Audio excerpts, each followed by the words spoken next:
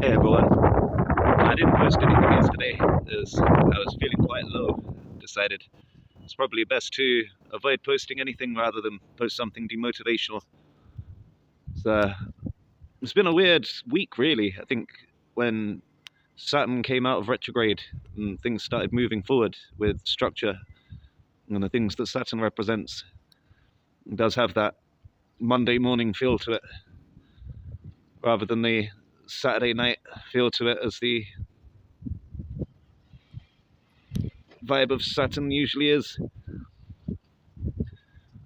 So Saturn's in Pisces at the moment, and Pisces is the emotional sign. It's the water sign, the two fish that feel one way and another way about something.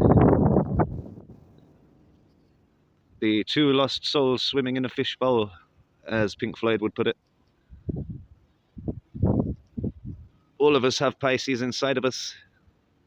Pisces represents the feet, and the down-to-earth kind of person, the feet on the ground. The Aries is the head in the clouds. The Pisces make good empaths. Just like with charity and a lot of other things to do with helping others, it starts at home. Before you go putting yourself in someone else's shoes, which is a very Pisces thing to do, you should see if you can put yourself in your own shoes first. There's that Jesus quote about removing the log from your own eye before trying to remove splinters from other people's. It's hard to notice the log sometimes. You can't see wood for trees. It's good to have the fish of knowledge, also known as Jesus, is linked to the ichthys fish. And the fishes and bread that he fed people with, it wasn't literal material fish and bread. It's feeding people with knowledge. People were starving of knowledge. And that's how he managed to feed the 5,000. The bread and the fish symbolize the Virgo and the Pisces, which are the 6th and 12th signs. So both of these relate to, Virgo would relate to Saturn in a way because of the number 6. Virgos tend to be very hermetic. They tend to be a lot about gaining knowledge of the occult. The Pisceans tend to be about gaining knowledge of the emotions, or gaining the feels of the knowledge. So to take the astrological advice for myself, I'm trying to put myself in my own shoes right now, trying to look at what's going wrong, rather than focusing too much on outside things. And I have noticed that I have been smoking a lot more recently, considering I was doing quite well in abstaining from it altogether for 10 days, which is the longest in a great number of years. And I feel that where it was very easy to miss a day here and there, to not smoke every day, now I'm finding I'm smoking in the morning and in the evening, which is not good. I like to try and not smoke until the evening, until 6 o'clock usually, which is Saturn's time. So that's where I am right now, starting to notice imbalances with myself. And it takes having these moments of self-reflection, the reflection that you used to get through the waters, as mirrors weren't so easy to come by. Whereas nowadays, even the device you're watching me saying all this on has a mirror. You could probably somewhat see your reflection behind my face, depending on what kind of screen you're using. The black mirrors, I believe they're called, which is interesting as the old mirrors used to be made of obsidian and used to be hung up on the wall. The magic mirror on the wall, as it has always been. Who's the fairest of us all? Well, considering that in the game Minecraft you use obsidian to get to the netherworld, it implies that the mirrors used to be a connection to another world. I imagine this would be a different kind of reflection than you would get from the waters. They say the waters reflect truth. And And that's where I am right now. Got to try and structure this properly, try and realign myself with the truth, notice when I'm slipping, try and climb back up on that horse, keep riding it out.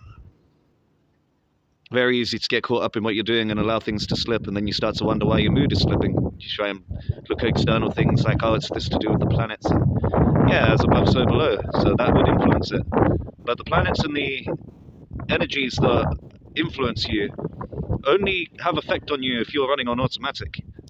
If you're of a conscious mind, these things don't have the same effects on you, which is one of the reasons it's sometimes good to get a reading, because you can see what energies are having an effect and realize sometimes that you've got to put extra attention into a certain place in order to get past it without falling victim to what happens when you're running on automatic. I hope that makes sense. I will delve into that further in another video. I do feel that another fast is due soon. It's coming up to the end of the year, so I'm a bit reluctant to do one before Christmas. I think it could be interesting to do one on Christmas Day. I've fasted on Christmas Day before. I was taking mushrooms at the time, so I didn't get to feel the full effects of the sobriety and the fast over Christmas. This is under the belief that there is the Christ Mass, is where a mass of people would be at one with Christ at the same time.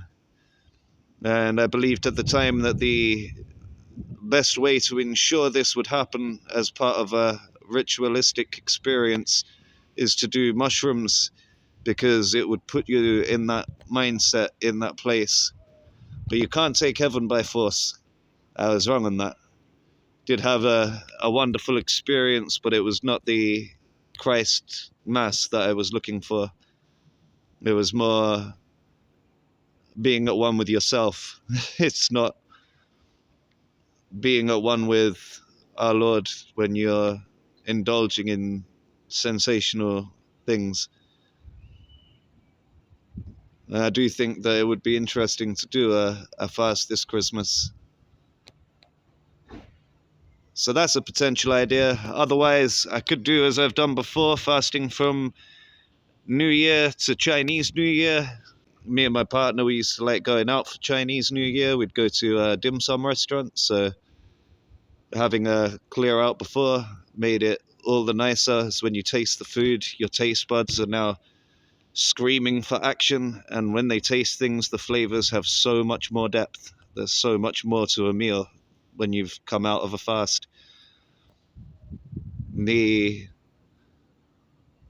other time would be Lent. I'm going to be doing another fast for Lent, which is going to be 46 days of just fruit, mainly juice from Monday to Friday, and the weekends be eating fruit to get some fiber in the body, some fiber in the system, help push some things out. This is something I do every year, so hopefully everything goes well and it goes ahead this year. I'm thinking of adding to it, going 46 days without cannabis, so that should be an interesting one, especially as Lent starts in Pisces. So I'm going to end this here. Sorry for the delays. I know some of you like watching me every day, and I do appreciate you being here. I'll do my best to put more effort into the real content videos and start getting more of those out. So please bear with me, and thanks for watching. Stay tuned for more.